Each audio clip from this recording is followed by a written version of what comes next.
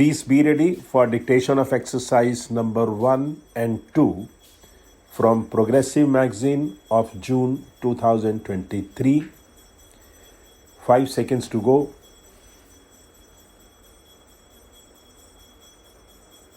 Start. This assembly decided last year almost unanimously, I think, in favor of general widespread disarmament. The great nations of the world have committed themselves to it. The United States, through its president, recently put forward proposals which are in line with what this assembly has decided. The Soviet Russia has put forward proposals to the same effect, varying them slightly but essentially aiming at the same thing. There is a good deal of commonness about them in broad outline. If that is so, why should we not grasp this opportunity and remove the fear and terror from people's minds and devote our energies and resources to the advancement of the world?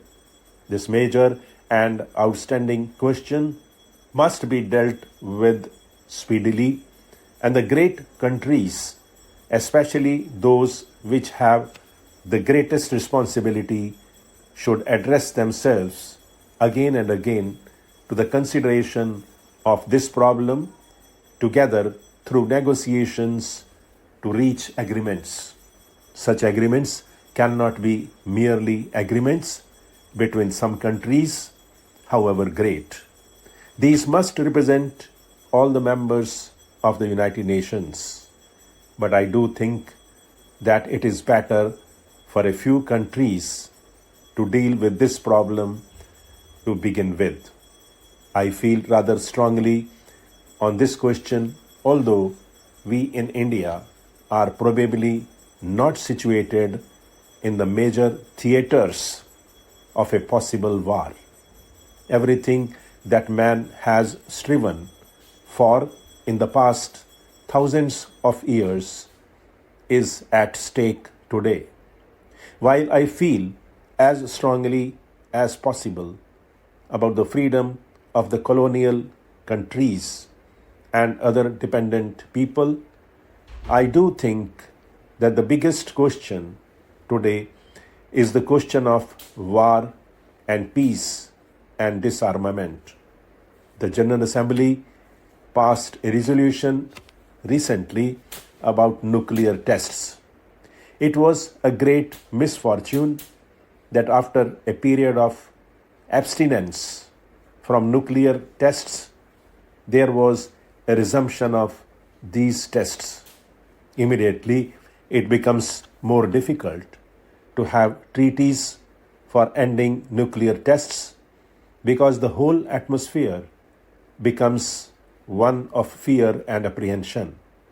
I do think, and I would beg the countries concerned to realize that they are doing a grave disservice to the world, to their own countries, by not putting an end to nuclear test by treaty as quickly as possible.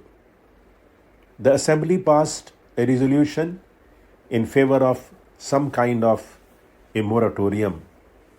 No one imagines that a voluntary moratorium is going to solve this question. There must be stricter controls by treaty and otherwise. Nuclear tests are basically evil forever.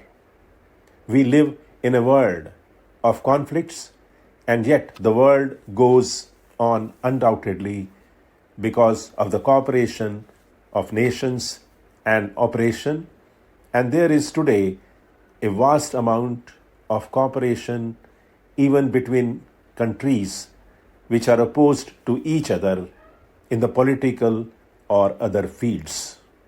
Little is known or said about this cooperation that is going on, but a great deal is said about every point of conflict and therefore the world is full of the idea that we live on the verge of disaster. It would perhaps be a truer picture if the cooperating elements in the world were put forward and we were made to think that the world depended on cooperation and not on conflict. A proposal has been made by many persons to the effect that more attention should be directed to the cooperative ventures, especially for peace and in the interest of peace, so that more positive thinking may take place on this subject and people may realize that this cooperation is already taking place and can be extended. Some years ago, it was resolved to have an international geophysical year. That was a specific subject.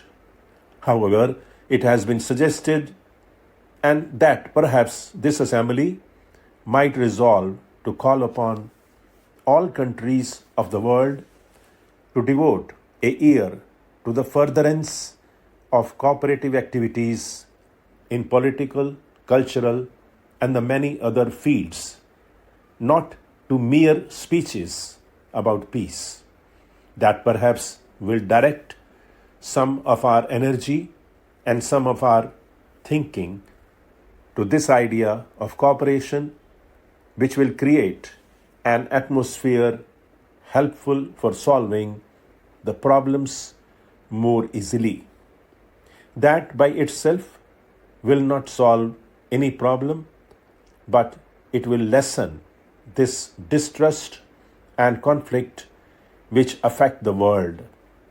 I make this suggestion to you not in any detail, but broadly, so that this assembly might consider it, and if it is worthwhile, perhaps appoint a committee to consider it further and make suggestions as to how this might perhaps be done. The great men of the world have been those who have fought hatred and violence, and not those who have encouraged it.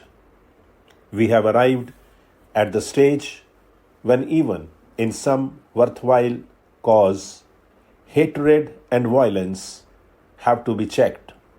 This requires a new way of thinking, a new development of humanity. Possibly, we are going through that process, and this very crisis will wake up the mind of man and direct it to this new way of thinking. What shall it profit the world if it conquers the material ills and then commits suicide because it has not controlled its own mind? Stop.